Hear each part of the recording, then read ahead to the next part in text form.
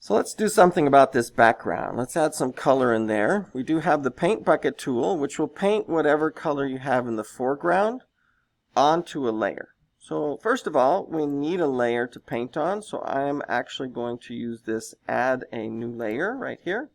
You can see that it's transparent. If we want to see the transparency, we could do that. Doesn't really matter because we're about to fill this with color. You can choose colors here as well if you just want a solid color. But the paint bucket also has the gradient tool in the same spot. So you click and hold.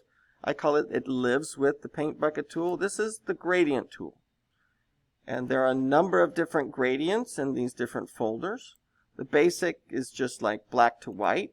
That's what you'll see first a lot of times. And the way the gradient tool works is when you're on the layer, if this is normal, you may have to change that from screen to normal, and you draw a line, it will go from one color to another. That's what gradient means. And so you can decide, like if you want it to be a vertical, oh, looks like I have the radial gradient. If there's a number of different styles here. This is just a linear gradient going from one color to the other. So that's when you can draw. You can have one part be in the dark, and you can pick like exactly where you want it to begin and end. That right there is already a lot more dramatic than just one solid color.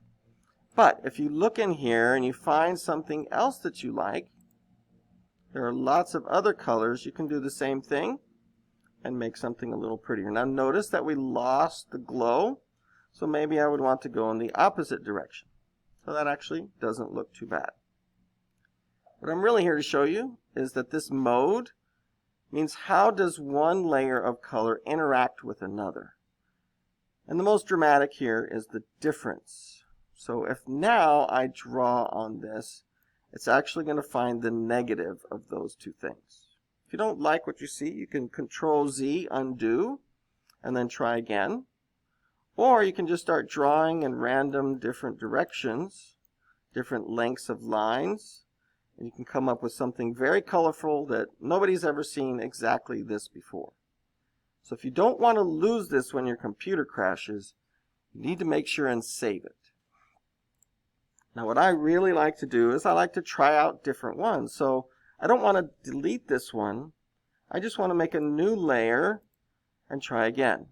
And maybe pick some different colors. Pick some blues. I want to wipe that out. I just go to normal, and then I can go back to difference mode. Maybe pick another set of colors. Maybe the radial one this time instead. And start just drawing and seeing what I get.